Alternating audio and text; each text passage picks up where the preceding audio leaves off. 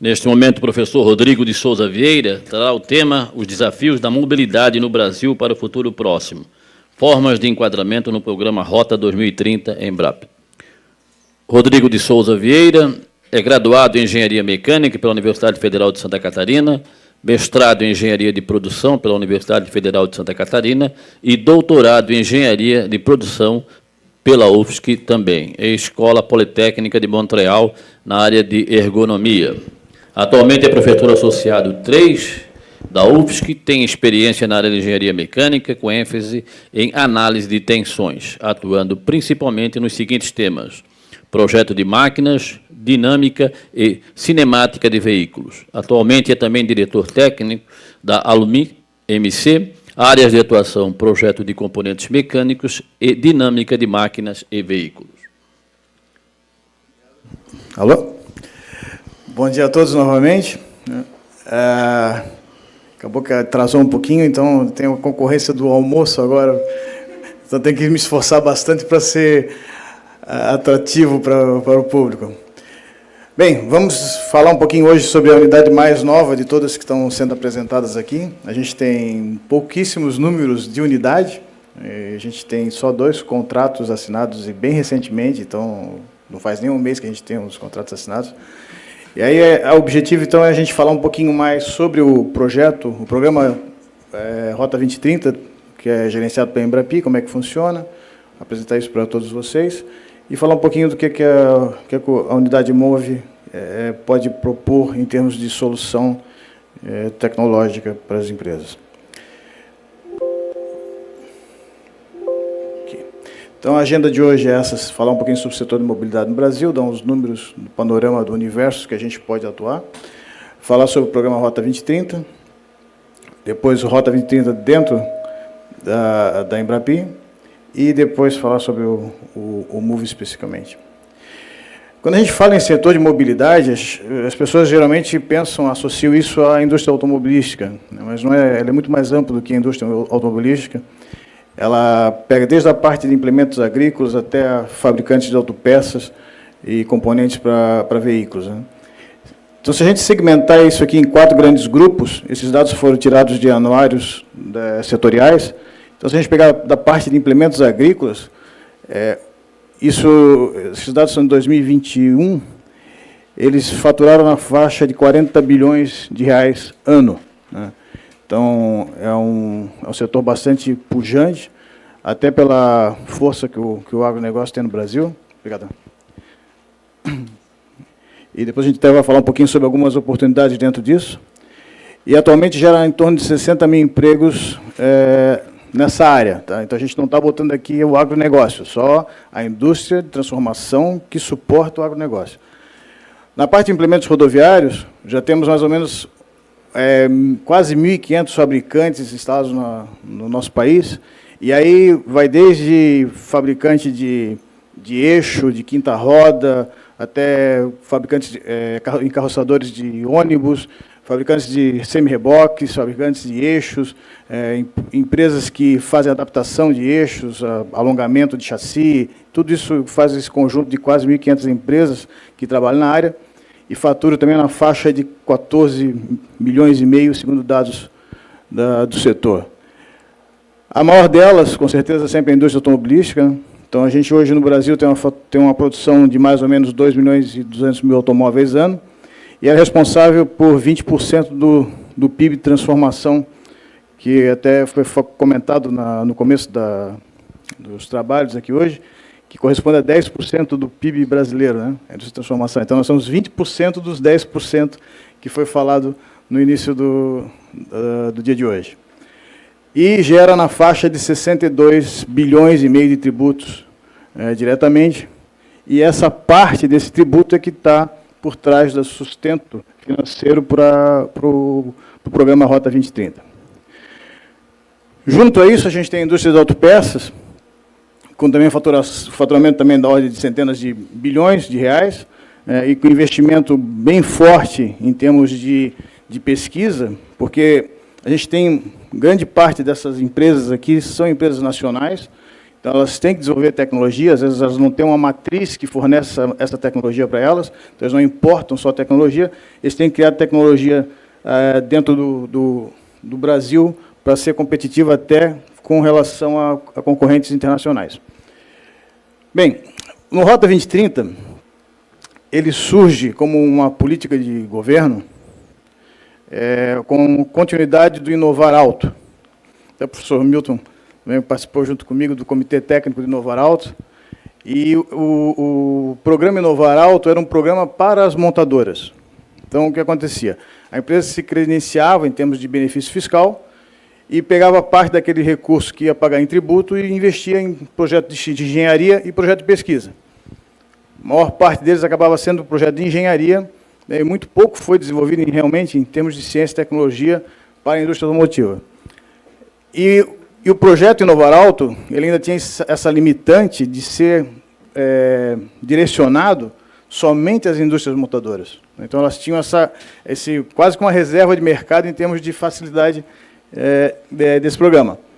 E aí, o Inovar Alto foi criado em 2012, e atuou entre 2013 e 2017, e aí, em 2018, começou-se a pensar num programa que seria complementar ao Inovar Alto, e aí surgiu, então, o Rota 2030, e uma das coisas que eu achei muito interessante, se a gente comparar com o Inovar Alto, é que eles perceberam esse problema, que na verdade era um defeito do programa, de só atender as montadoras, e abrir o leque agora para toda a cadeia produtiva. Então, desde fabricante de farol, fabricante de pneu, então todas essas empresas que elas não se credenciavam dentro do projeto Inovar Alto, elas passam a ser candidatas agora a se credenciar dentro do projeto Rota 2030. Com relação ao objetivo, os objetivos eram aproveitar os objetivos do Inovar Alto, então melhorar a competitividade da indústria nacional, manter a atividade de P&D no país e garantir investimentos do país. E com relação a essas melhoras, a gente pode pensar em termos de duas linhas, né?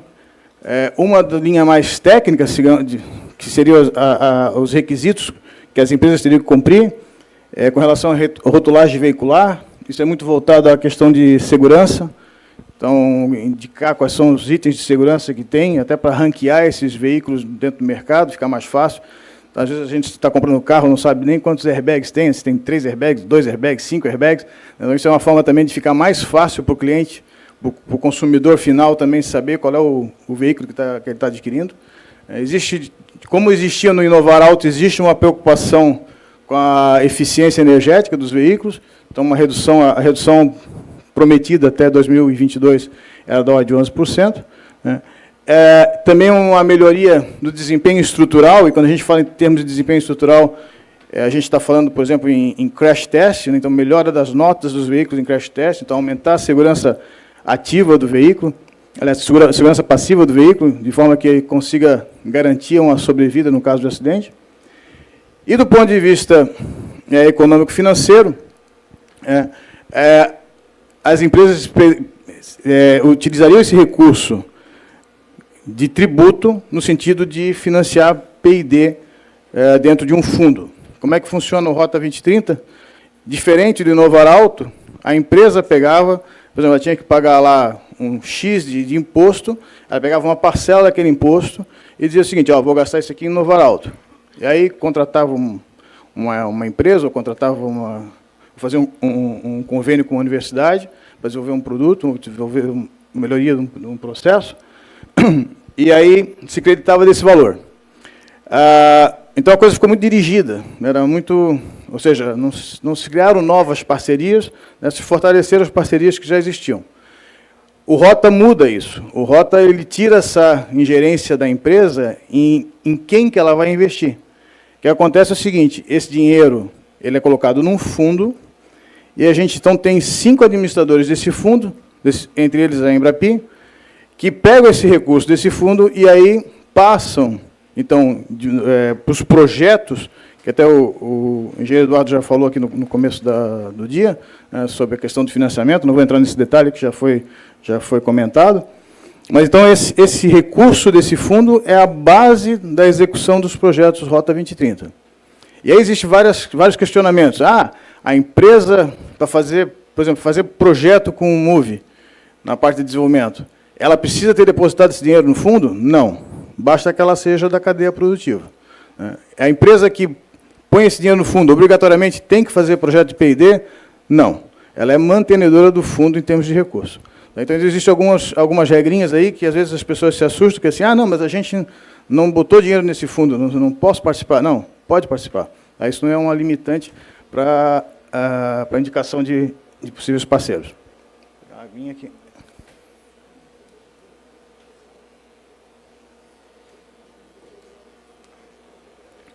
Bem, e aí como é que a gente consegue trabalhar esse recurso dentro do Programa Prioritário Rota 2030, sob as regras da Embrapi? Já foi falado aqui também hoje, na questão de um terço, onde tem um terço da Embrapi, em termos de recurso, um terço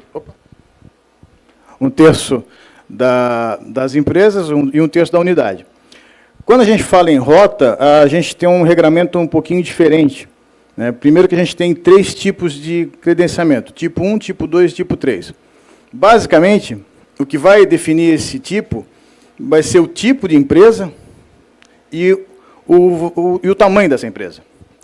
Então, empresas grandes, elas obrigatoriamente vão ter que ser enquadradas no tipo 1, que é o modelo tradicional da Embrapi, onde a gente tem um terço de recursos financeiros da Embrapi e mais esses 2 terços pactuados entre unidade e empresa. Lembrando aquele detalhe que o engenheiro Eduardo falou, também com relação que essa parcela, essa parte do recurso da empresa tem que ser financeiro, não pode ser econômico. Quando a gente fala em termos de empresa, de montadora, que é no caso aqui o CNAE 29.1 e 29.2, ela obrigatoriamente ela tem que entrar em parceria. Ela não pode, por exemplo, fazer um projeto Rota 2030 dentro do PP da Embrapi isoladamente. Ela não se enquadra nisso aí. Então, ela vai precisar pegar uma parceira da cadeia produtiva dela, um fornecedor, por exemplo, e aí, junto com esse fornecedor, participar desse projeto nessa regra do tipo 1. O que acontece se a gente tem uma empresa que não é CNAE 29.1, que não é CNAE 29.2, e ela arranja outra parceira no projeto de P&D? A gente consegue chegar a 50% da participação da Embrapi. Então, por exemplo, a empresa A faz parte da cadeia, digamos que ela fabrica baterias, para a cadeia produtiva. Então, só que ela tem um rendimento, ela tem uma receita operacional bruta maior de que 90 milhões em 2021. Então, obrigatoriamente, ela seria tipo 1. Mas digamos que ela vai trabalhar num projeto da parte da injeção da carcaça daquela bateria, ela vai achar, então, um fornecedor para a parte de molde, que, digamos, seja uma empresa pequena, uma empresa de médio porte. Então, ela entra em rede nesse projeto, e aí a gente consegue alavancar mais recurso do ponto de vista da Embrapi. Então, essa é uma vantagem que não acontece nos projetos tradicionais da Embrapi, é uma vantagem exclusiva, até agora, pelo menos, não sei o que vai acontecer nos próximos anos, se tem alguma mudança de regra. Então, essa é uma vantagem que a gente tem no projeto prioritário Rota 2030, quando a gente trabalha com empresas com menos de 90 milhões de receita operacional bruta. Bem, e se a empresa for uma empresa pequena, de receita operacional bruta também menor de que 90 milhões, ela também se enquadra do tipo 3, e a gente consegue, então, alavancar 50% de recurso da Embrapi para o projeto. Então, um projeto que a empresa ia fazer sozinha de R$200 mil, ela passa a ser um projeto de R$400 mil. Então, a gente consegue alavancar muito mais recurso para desenvolver esse projeto. Então, esses são alguns pontos que a gente pontuou aqui em relação às outras unidades que foram descritas anteriormente. A gente, de todas aqui, o Polo também tem algum contrato, já tem contrato no Rota, né? Não? Então, nós somos os únicos que estamos atualmente operando com esse tipo de regramento de tipo 1, tipo 2, tipo 3. Recentemente, agora também abriu para o Rota a questão de startups, mas a gente não se credenciou no edital para startup, então, atualmente, a gente não está visando isso como objetivo da unidade. Bem, do ponto de vista de unidade, a unidade MOVE, ou MOVE, a gente também tem o mesmo problema que o professor Robson falou, da entonação da fonética, né?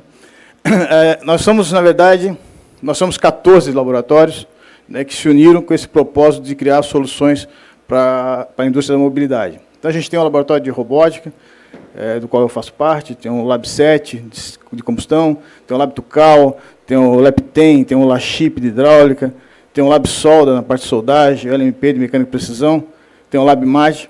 Então, temos esse conjunto aqui de 8 laboratórios que são bem caracterizados em processo e manufatura e em projeto de sistemas, e temos outros laboratórios também, não só do Departamento de Engenharia Mecânica, mas também da computação, que são de ação transversal, né? Então, eles podem atuar tanto na parte de projeto de sistemas, como na parte de projeto de fabricação, como, por exemplo, o Laboratório de Caracterização Microestrutural de Materiais, o NEDIP, que é a parte de desenvolvimento integrado de produto, né, o LIXA, que é da parte de software. Então, todos esses laboratórios que nós temos aqui, eles trabalham de forma transversal. A gente gastou muito tempo na governança, para tentar estruturar a governança disso, porque era uma coisa inédita em termos de universidade. A gente nunca teve laboratórios que, a princípio, pareciam ser tão diferentes, trabalhando em coisas iguais, né? E é possível, por exemplo, né, um laboratório trabalhar sozinho num projeto, né? Então, digamos que seja um projeto muito específico, que eu tenha competência apenas esse determinado laboratório, então ele consegue operar dentro da unidade como um projeto em Embrapi, né? E, obviamente, se a gente tem mais laboratórios envolvidos, isso também é possível, plenamente possível, dentro da governança que a gente tem hoje. Com relação ainda à nossa unidade, o que a gente faz, né? Isso é uma pergunta, até quando foi feito o credenciamento, foi a primeira pergunta que se faz, né? Qual é a competência de vocês, comunidade, né? Qual é o produto? Como é que vocês vendem a unidade de vocês, né? E juro que foi difícil responder, porque quando a gente pega 14 laboratórios diferentes, cada um atuando de uma frente completamente diferente, né? Você pega lá metrologia, pega Lab Solda, pode ser que não tenha nada a ver, mas você começa a pensar, não, o cara tem que fazer a solda, depois tem que garantir a qualidade daquela solda. Então, a metrologia começa a interagir com a soldagem. Então, a gente tem que criar esses links de forma que a gente pense isso como unidade. E a ideia foi a gente vender o seguinte: a gente integra soluções em projeto de manufatura de máquinas, sistemas e componentes para o setor de mobilidade. E a palavra-chave aqui é justamente isso aqui, integrar. Então, nós, em função das competências que nós temos nos laboratórios, nós conseguimos entregar o produto e o processo produtivo. Então, se uma empresa quer desenvolver um produto novo, a gente desenvolve o produto novo. Se a empresa quer desenvolver o produto novo e desenvolver a linha de produção para aquele produto novo, a gente tem competência para isso. Se ele só quer alterar o produto, a gente tem competência para isso também. E aí, nessa ideia de projeto integrado, a gente tem 3 linhas, que, de novo, elas podem estar isoladas ou associadas, né? Então, a gente tem um foco muito forte na parte de projeto, voltado para veículos e movimentação de pessoas e cargas, muito forte também na parte de equipamentos de conversão de energia, que fala equipamento de conversão e geração e gestão de energia, né? E na parte de processo de fabricação. Então, dentro dessas 3 linhas, é que a unidade MOVE atua atualmente. Hoje a gente já está começando a contratar alguma coisa na parte de materiais, mas também já estamos conversando também nas outras linhas 1 e 2, com vistas a se concretizar também projetos nessa área. E aí, dentro dessas 3 linhas, é aquilo que eu já comentei rapidamente. Então, a gente pode desenvolver um produto novo, melhorar um produto existente. Então, por exemplo, um produto que apresenta falha, como é que a gente pode mexer naquele produto para tentar melhorar esse produto, em termos de competitividade. Aí, para melhorar esse produto, é necessário agregar novas tecnologias. Aí eu volto a comentar o que já foi falado aqui. Por que a pessoa vai contratar um especialista para fazer parte do seu corpo de funcionários da empresa, se ele pode contratar a universidade e ter aquele especialista durante o desenvolvimento do produto à disposição daquele projeto dele? Ele não precisa mobilizar aquilo, né? Ele pode fazer isso através de um projeto Embrapi. Então, a universidade entra com a solução, entra com o saber fazer da coisa, né? E isso passa a ser depois um ativo da própria empresa, esse conhecimento e esse produto. A gente também pode pensar em termos de melhoria de processo. Pode ser que o meu produto não seja bom em função do processo, então a gente também pode melhorar esse processo. A gente pode implantar novas tecnologias. O NEDIP, por exemplo, ele ele tem um corpo que trabalha muito com a tendência tecnológica, né? Então, ele consegue analisar, por exemplo, você fabrica essa tampinha de garrafa aqui. O que é que está pensando em termos de mundo? Né? O que é que está se pesquisando em termos de mundo para aquela tampinha? Tem um cara lá no Japão que está fazendo um negócio assim assado, tem alguém na Coreia que está fazendo determinada coisa. Então, a gente consegue fazer esse levantamento até como suporte para tomar a decisão do empresário, para ver se vale a pena ele investir em alguma tecnologia ou não, que pode ser ultrapassada em poucos anos. E, obviamente, criação de novos processos. Quando a gente fala aqui em processo, a gente está falando em processo de fabricação, e nossa unidade também tem competência para esse tipo de coisa. Quando a gente fala em parceiros, né, a gente tem 2 parceiros que já têm contrato agora de novo, que a ideia aqui é a Bosch, né, mas se a gente pensar em termos de laboratório, nos últimos 4 anos, nós já trabalhamos com todas essas marcas aí que eu garanto que todos os senhores e senhoras aqui conhecem, né, não preciso nem apresentá-las, né. Então, a gente tem uma competência reconhecida em termos de Brasil, em termos de indústrias brasileiras, na área de mobilidade, que é especificamente o foco do MOVE. Né. E vamos ver agora se a gente consegue recontratar agora a comunidade, né, dentro do projeto Embrap Rota 2030. Com relação a desafios, que era a proposta da apresentação de hoje, eu levantei 2 ideias aqui para a gente pensar, né? Como dizia o saudoso Jomir Betting, não sei se alguns recordam, que quando ele terminava o jornal, ele sempre assim, para pensar na cama, né? Ele soltava uma frase de impacto, né? E o cara tinha, realmente, daí o cara ficava raciocinando em cima daquilo. Então, são ideias aqui para a gente pensar, né? Não precisa ser necessariamente na hora de dormir, né? Mas pode ser pensado, inclusive, agora à tarde, quando a gente tiver a rodada de negócio. Mobilidade urbana, né? Eu peguei aqui uns dados da ONU, né? Então, em 2050, há uma perspectiva de que 66% da população mundial esteja dentro dos centros urbanos. Então, vai ter cada vez mais gente morando em menos espaço físico, porque as cidades não têm muito o que crescer, né? Em termos não tem como acompanhar isso aí. Aliás, tem um dado interessante que eu vi nesse estudo, que semana que vem a gente deve virar 8 bilhões de pessoas. Provavelmente, semana que vem, vocês verão no jornal lá, chegamos à marca de 8 bilhões de habitantes na Terra. Existe essa perspectiva de que aconteça na semana que vem. Isso em termos de mundo, né? E aí, no Brasil, a nossa situação é ainda pior. Porque a gente tem, já em 2015, que foi o último PNAD tabulado, a gente já tinha 85% das pessoas vivendo em regiões urbanas, né? E aí a gente tem vários desafios para serem estudados como solução. A gente sempre costuma dizer aqui para os nossos alunos aqui na UFSC, né, que o engenheiro ele é pago para dar uma solução, ele não é pago para dizer assim, não tem solução, né? Então você vai ser sempre pago para achar uma solução. Então, quais são as soluções que a gente tem que pensar em termos de resolver esse problema aqui? Essa alta concentração demográfica em um espaço muito pequeno. Então, a viabilidade de diferentes modais, né? Quando a gente fala em modais, a questão lá do ônibus, do metrô, da bicicleta, do patim. Então, como é que isso pode trabalhar de forma eficiente na cidade, né? Porque, por exemplo, você pega uma cidade, vamos supor lá, Rio Grande, né, que ela é praticamente plana, a solução para Rio Grande pode não fechar na solução, por exemplo, aqui para Joaçaba, né, que é cheio de subida, cheio de descida. Então, e o nosso país tem essa característica de ser um país continental, e a gente tem muitas diferenças geográficas, climáticas, que podem impactar nisso aí. Então, talvez não tenhamos soluções gerais para modais, mas sim soluções específicas para cada problema, para cada cidade. E, obviamente, para resolver esses modais, a gente precisa também pensar em infraestrutura. Qual é a infraestrutura de cidade que a gente tem que ter, em termos de obras públicas? Qual é a infraestrutura de veículos que nós temos que ter para poder trabalhar dentro dessa infraestrutura de obras públicas, né? Fala-se muito, por exemplo, já que se comentou aqui também, questão de conectividade, inteligência artificial.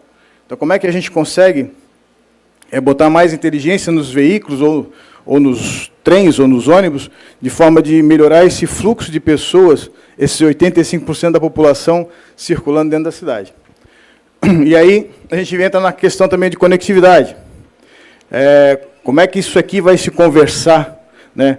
Os diferentes modais, com a infraestrutura que eu tenho na cidade, ou até com os próprios os próprios usuários desses modais, né? Então, hoje é comum a gente ter aplicativos que avisam a hora que o ônibus vai passar ou que o trem vai passar em alguma cidade. Então, você consegue acompanhar isso, né? Então, pensando isso agora em termos de veículo de transporte pessoal, como é que a gente poderia pensar em termos de solução? Outra área também que a gente vai ter que obrigatoriamente pensar é a questão de novos componentes, porque isso aqui vai ter um consumo enorme de recursos para resolver isso, né? Então, a gente tem que ter componentes que eles sejam menos nocivos ao meio ambiente, que eles sejam reutilizáveis, que eles tenham uma durabilidade maior, que eles tenham um processo de fabricação mais barato, uma forma de compensar a pegada de carbono de uma forma mais eficiente, né? E aí a gente pensa de novo em eficiência, porque muitas vezes a gente pensa no veículo só no ponto final, né? Esse carro faz 10 km por litro, esse aqui faz 15, é melhor. Mas a gente tem toda uma geração de impacto até chegar naquele veículo na casa do cidadão. Então, ou seja, a gente tem que pensar em eficiência não só no veículo, mas às vezes até na própria cadeia toda de produção desse veículo, né? E, obviamente, também uma das coisas que a gente não pode esquecer é de capacitação de mão de obra, fornecedores. Muito embora isso aqui não faça parte do escopo dos projetos do Embrapi Rota 2030, a gente não pode prestar serviço de formação e capacitação, né? Mas tudo isso aqui, a unidade MOVE pode prover de solução, né, discutir a solução junto com a empresa parceira.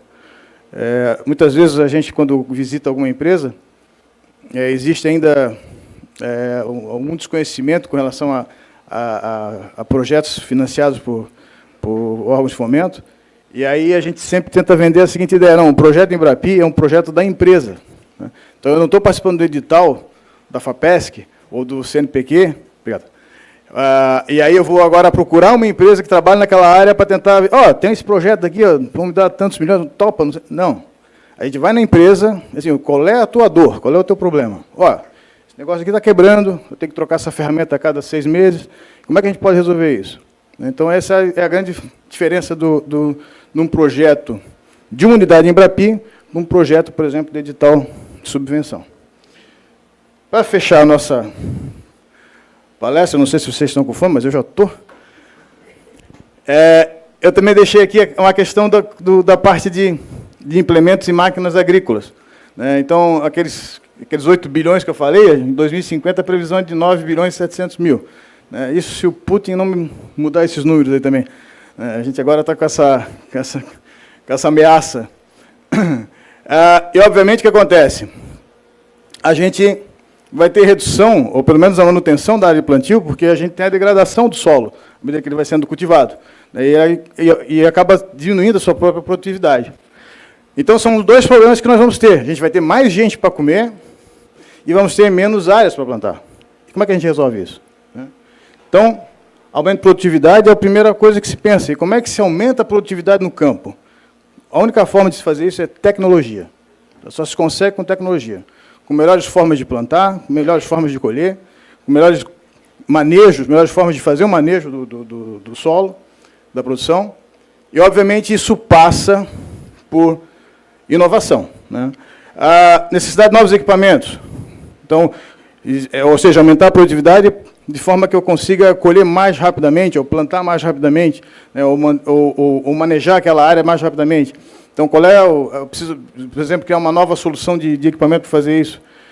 De novo, coloquei aqui a questão de novos materiais, né, em função, por exemplo, na indústria de alimentos, a gente tem muito a questão de abrasão, a gente tem alimentos que são muito abrasivos, e aí os equipamentos eles se deterioram de forma muito acentuada, muito rapidamente.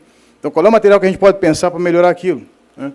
E, de novo, eu coloco aqui a conectividade e automação, né, porque cada dia que passa, a gente cada vez mais ligado, não só como pessoas, mas também como equipamentos e como um conceito de aldeia global, né? E, mais uma vez, a nossa unidade também pode ser parceira em qualquer projeto com essa meta aí, com essa meta final, né?